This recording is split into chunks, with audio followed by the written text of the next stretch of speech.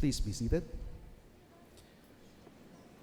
To mark the academic nature of the opening of the school year 2017-2018, we gather this morning to listen to the Discurso de Apertura. This year, we are privileged to have someone whose experience is not limited within the walls of the University of Santo Tomas campus. Our speaker is a member of the Technical Working Group of the Episcopal Commission on Catechesis and Catholic Education, and of the Philippine Catholic School Standards for Tertiary Education. She too is the founder of the Society for the Advancement of Catholic Religious Education in the Philippines. My dear colleagues and friends, we call on the principal of the University of Santo Tomas Senior High School, Associate Professor Pilar I. Romero, PhD, to deliver the traditional discurso.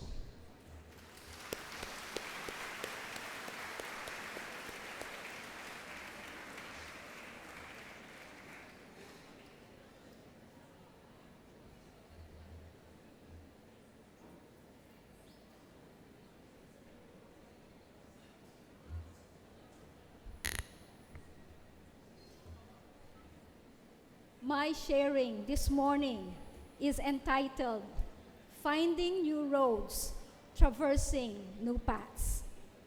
Your Excellency, Most Reverend Bishop Roberto Simaliari, D.D., Chair of the Episcopal Commission on Catechesis and Catholic Education. Very Reverend Father Herminio V. Dagohoy, O.P., Rector. Father Richard G. Ang, Vice Rector, Reverend Father Rolando M. Castro, O.P., Vice Rector for Finance, Reverend Father Pablo Chong, Vice Rector for Religious Affairs, Professor Dr. Cheryl R. Peralta, Vice Rector for Academic Affairs,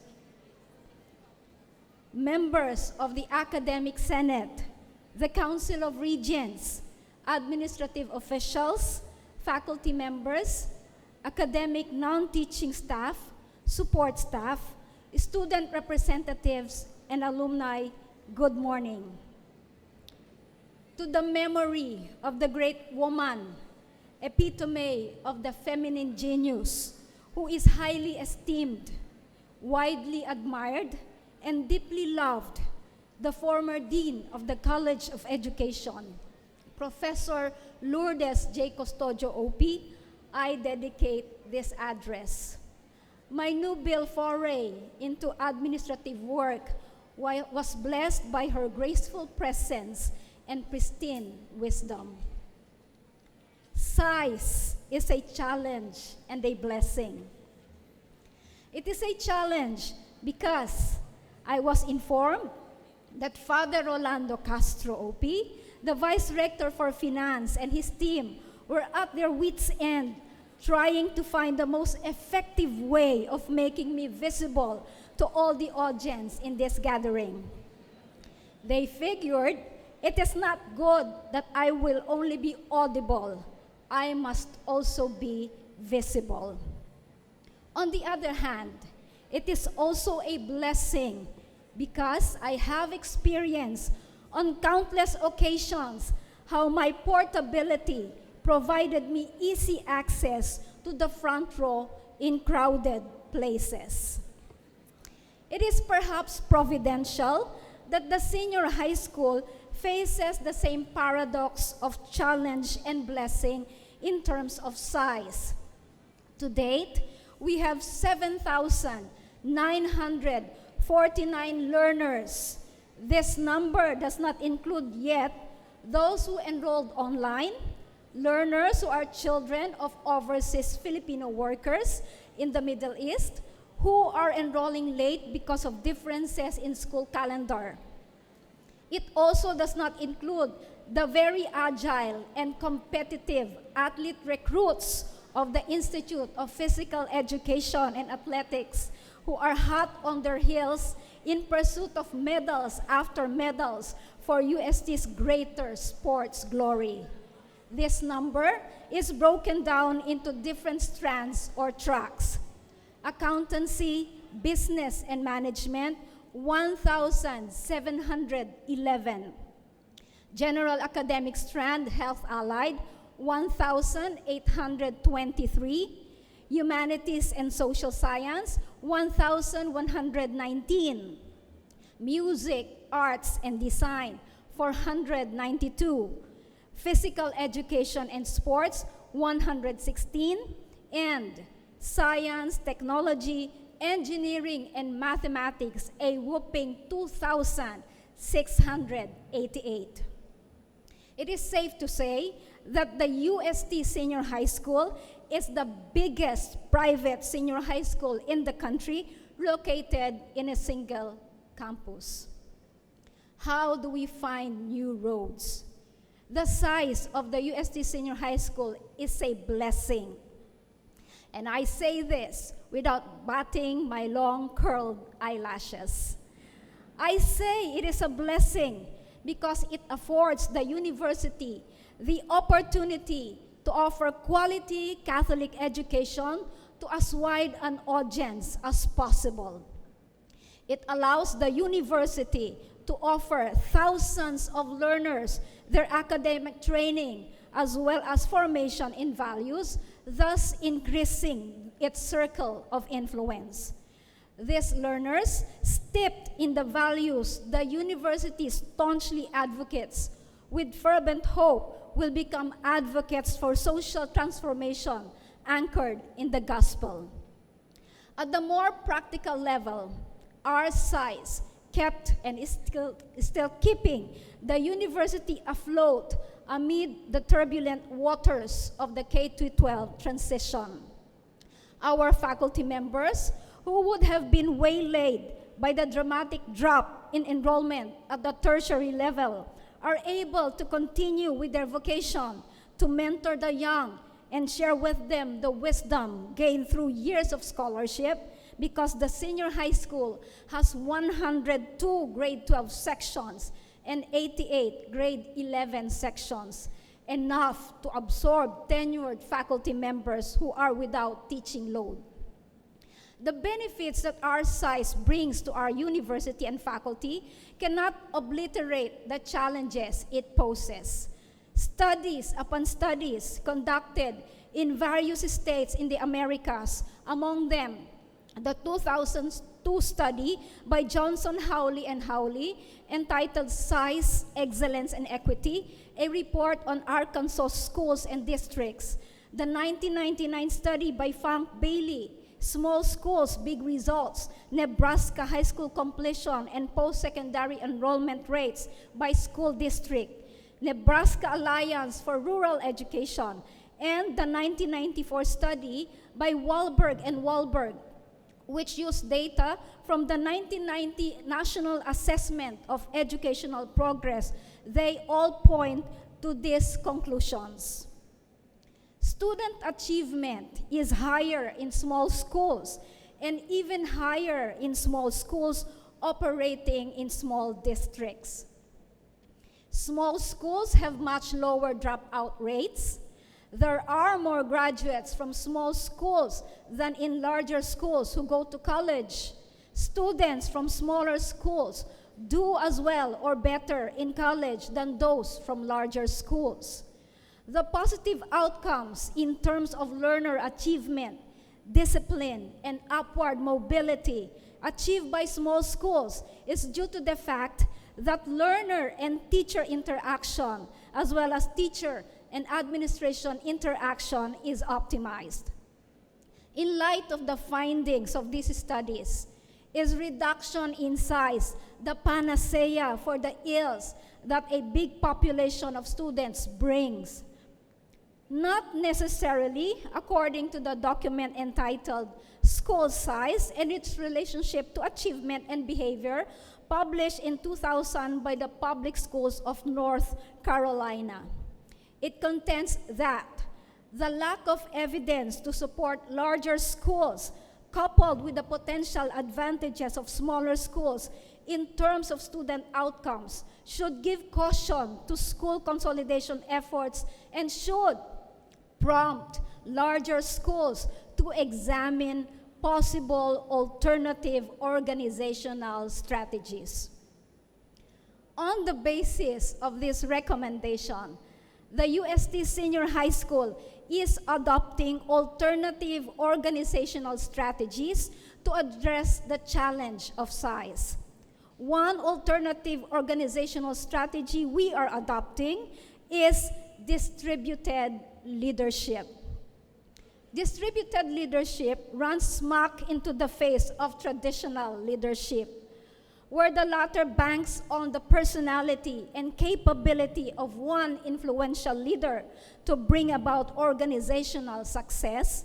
The former contends that leadership resides not solely in the individual at the top, but in every person at entry level who, in one way or another, acts as a leader. While traditional leadership is anchored on and even abets a hierarchical type of leadership where decisions are arrived at and implemented from the top, distributed leadership creates an atmosphere for collegiality in which teachers develop expertise by working collaboratively. The adoption of distributed leadership is not meant to demolish the truth that the first step in raising the leadership capacity in schools is to fill the principal's role with a strong leader. We realize, however, that distributed leadership will help us magnify the principal's effectiveness. The 5 key principles that are critical to designing and implementing the kind of robust distributed leadership model that can help transform a typical school into an extraordinary one are shown in the illustration that follows. An attempt to infuse the principles of distributed leadership in the UST Senior High School system is evident in the careful choice and appointment of subject area leader teachers, or SALT.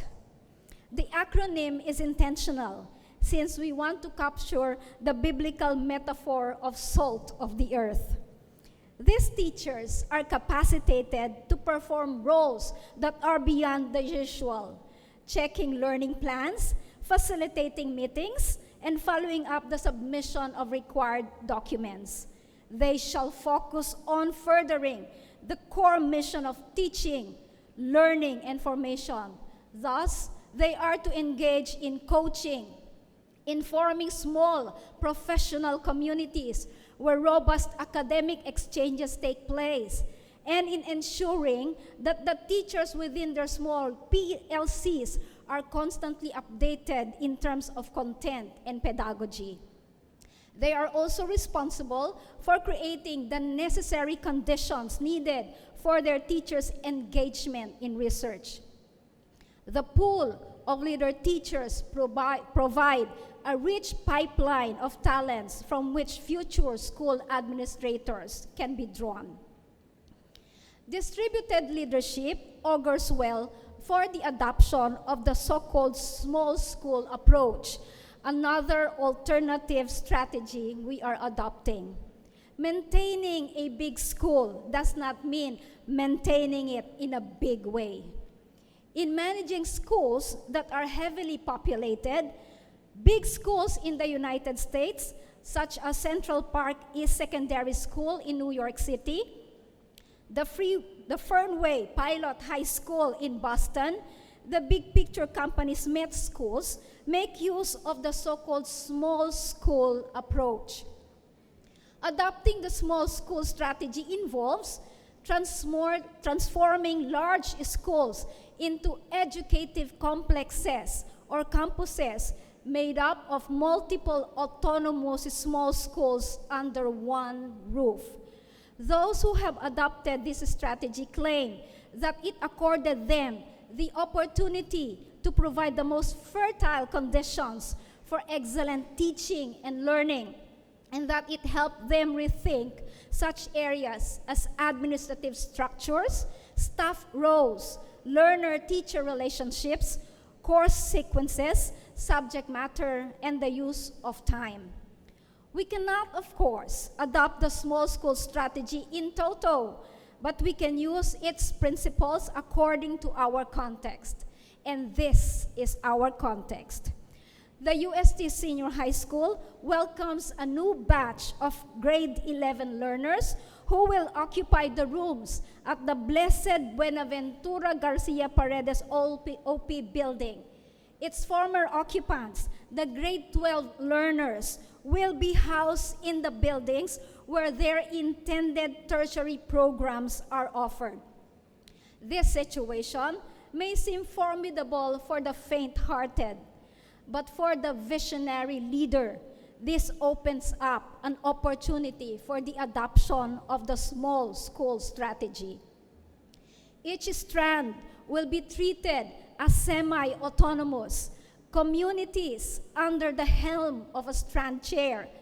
In this small school strategy, the chairs are capacitated to make decisions and undertake innovations that they deem necessary in optimizing development of the learner. They are given relative autonomy in terms of choosing the instructional design suited for their particular strand and in formulating co-curricular activities that will complement classroom instructions. They are recognized as experts in their fields and thus are given free hand in matters that directly impact the welfare of the learners under their care. The successful adoption of the small school strategy necessitates the practice of prudence and flexibility. Chairs must strike a balance between autonomy and accountability.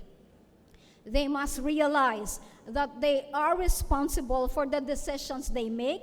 Therefore, prudent decision-making is a must. Furthermore, the adoption of this strategy requires shifts in long-held beliefs about leadership. First, principals and other top administrators need to realize that the relative autonomy given to chairs does not rob them of their duty to govern. Instead, it allows them to indulge in goal setting, policy formulation, and other big tasks instead of being enmeshed in the quagmire of day-to-day concerns. This strategy, therefore, will work if top administrators are not threatened by the autonomy that their chairs enjoy. Here is where flexibility is needed.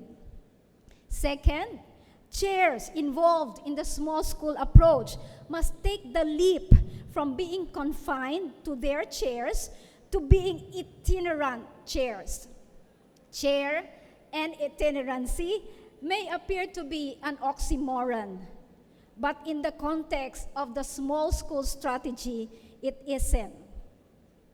Chairs are required to move around, visit class after class, transform corridors into spaces for meaningful interactions with learners, and traverse the distance between their assigned building and their home building, the Paredes building.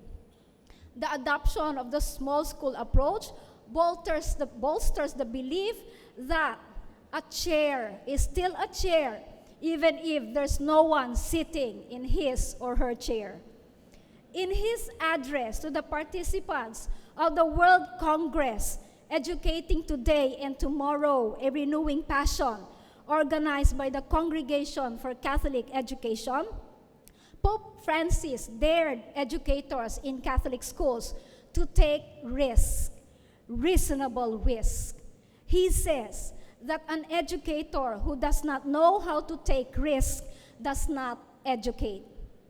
Our adoption of distributed leadership and the small school approach is risky, but their perceived benefits far outweigh the trepidation that usually accompanies risky ventures. There may be slips along the way, but with courage and determination, we know we can get up and move forward. Traversing trusted paths. Finding new roads does not mean abandoning trusted paths. while we adopt research-backed way of managing the senior high school, we remain rooted in our basic identity that we are an integral part of the Catholic University of the Philippines, the University of Santo Tomas. This identity provides the trusted paths which we must traverse. The senior high school realizes, as part of University of Santo Tomas, that her identity is grounded on the evangelizing mission of the church. She is aware that her calling is the complete formation of the students.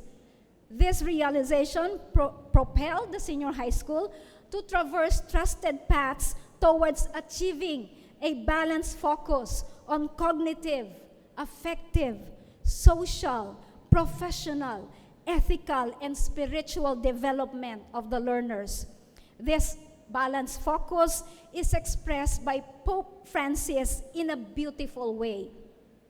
He says that there are three languages: the language of the mind, the language of the heart, and the language of the hands. He insists that education must use three languages by teaching learners how to think, by helping them feel appropriately, and by supporting them in doing. To achieve the tripod of knowing, feeling, and doing, the senior high school is utilizing two approaches which, when wisely implemented, are sure to bring positive results. Treading the path of faith. Customer delight, though mainly a paradigm used by marketing people, has found its way to educational institutions.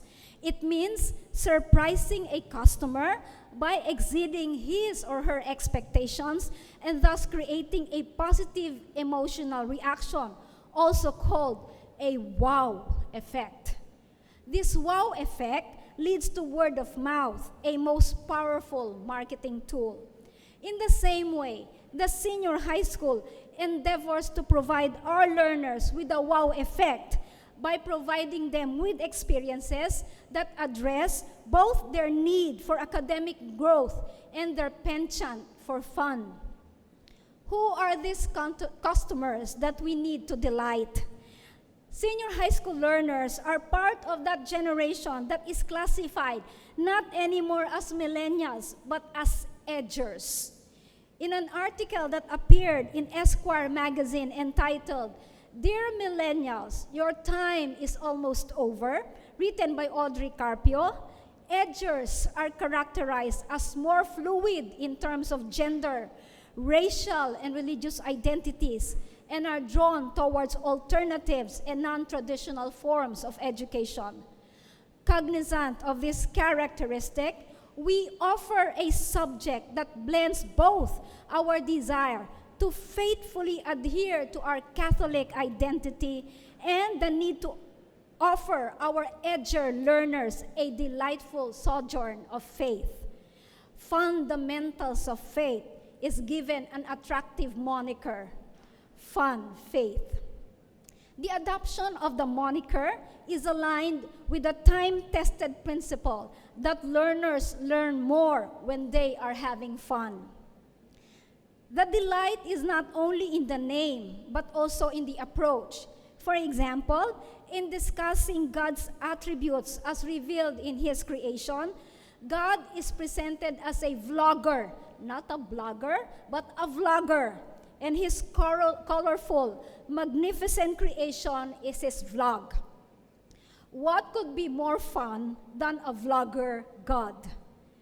Customer delight is not the only aim of our fun faith subjects. At the heart of this subject is the desire to help eliminate what Jim Beckman, Augustine Institute's Director of Youth Ministry and Evangelization, calls the moral individualism of young people. It is not anymore moral relativism that plagues the young of today. Instead, they are comfortable holding conflicting ideas in tension with one another. Thus, they proclaim their belief in God and go to church, but behave in a very contrary way when they are out with their friends. Though this has been the problem of the church for some 20 years now, Beckman insists that what makes it different today is that young people are not even aware of the disconnect. Now more than ever, we realize in the senior high school that our proclamation of the faith in our fun faith classes must be characterized by integration. The National Catechetical Directory for the Philippines defines integration as the seamless, synergistic blending of the doctrinal and moral truths and truths about worship that are present in every lesson. In every lesson, then, the fun faith teachers provide truths, opportunities where truths of the faith are learned, lived, and celebrated. The triangulation of doctrine, moral, and worship helps bring about the integration of faith and life, faith and culture, and will, with the help of the Holy Spirit, the primary agent of evangelization, empower the learners to discern the disconnect that Beckman is talking about. This discernment will hopefully lead them to anchor their emotions and actions on the faith that they profess. Treading the path of rituals. The senior high school believes that even ordinarily and seemingly mundane activities can be used as avenues for catechesis. In a Catholic educational institution, the divide between academic and co-academic activities and education in the faith simply does not exist. With this belief, activities in the senior high school are used to introduce the learners to its Catholic identity and to lead them to embrace it. In staging these activities, the principles of mystagogical catechesis are employed. In Sacramentum Caritatis, Pope Benedict characterizes mystagogical catechesis as capable of making the faithful more sensitive to the language of signs and gestures, which together with the word make up the rite. In talking about mystagogical catechesis, he is of course referring to the sacred mysteries of the Eucharist, but his words serve as inspiration for us to engage in two important activities for our learners. First of these activities is the so-called ID wearing ritual. It is customary that the moment the learners' IDs are available, these are distributed to them, mindlessly. Thus, they fail to see the meaning behind these IDs.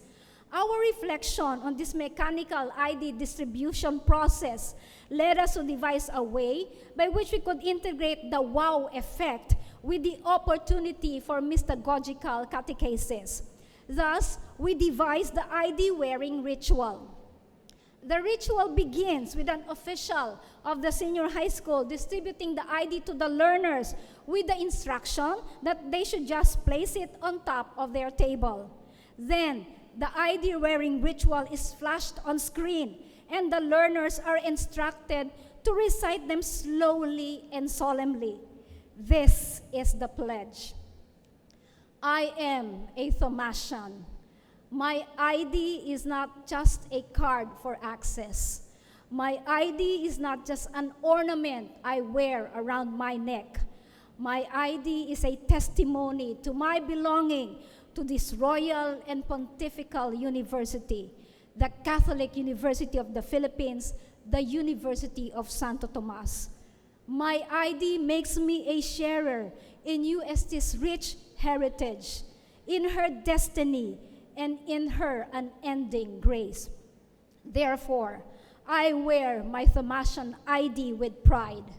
I wear my Thomasian ID with respect. It is only after the official says, "You may now wear your IDs," will the learners pick their IDs and wear them.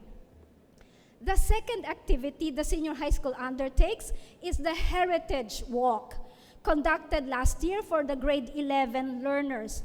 This is the makeover of the usual campus tour conducted to acquaint fresh people to the landmarks and departments in the campus. We called it Heritage Walk to emphasize that the activity is part of the requirements for the learner's history subject, and also to emphasize the rich cultural heritage of the university. This year, we are leveling up our Heritage Walk to make it more attuned to the requisites of mystagogical catechesis. We are calling it Heritage and Pilgrim Walk.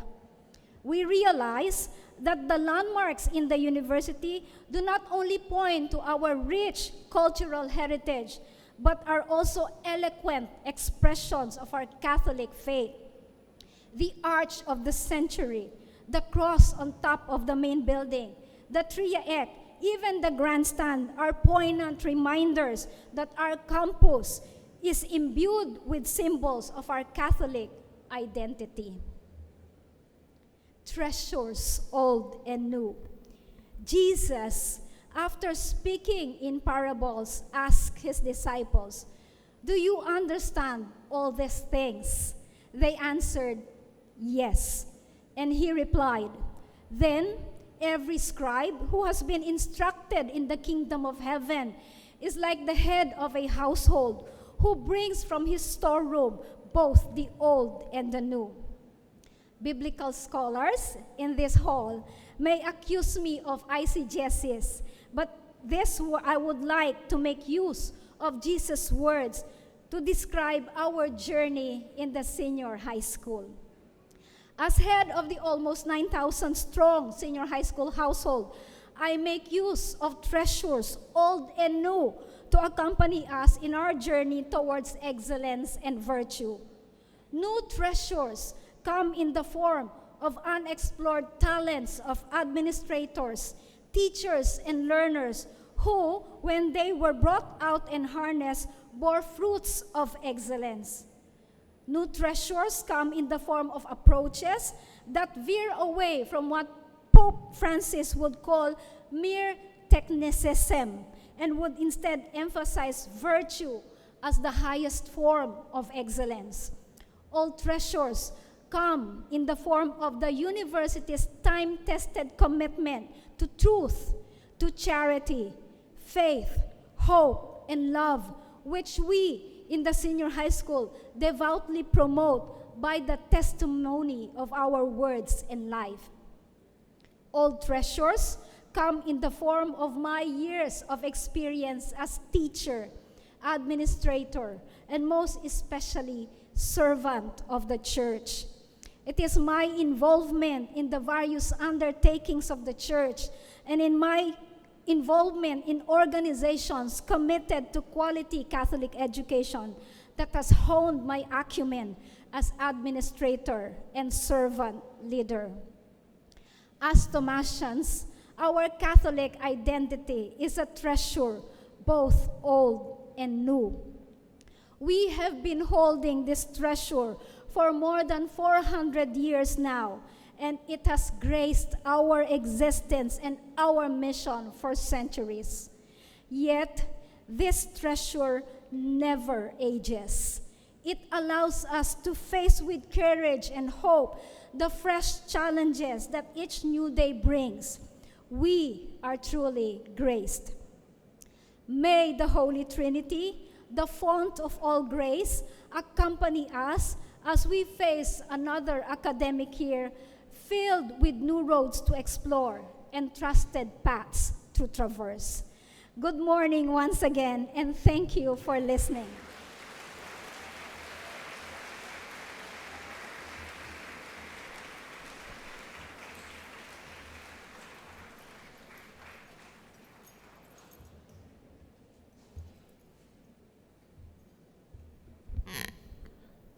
Thank you very much, Dr. Romero. This academic year, the University of Santo Tomas shall continue to find new and promising paths to a sustained global presence. Thank you once again, my beloved fellow Thomasians. I invite you now to all stand for the singing of the UST hymn.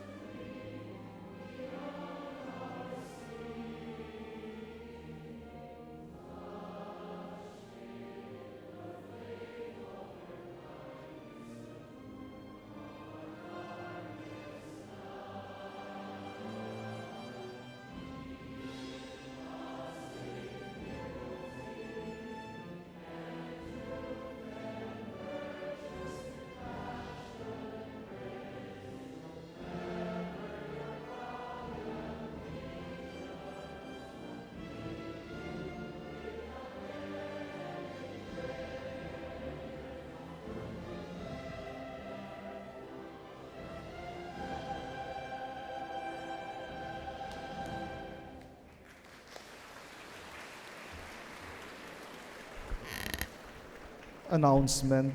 Reception follows at the BG Pop lobby. Thank you.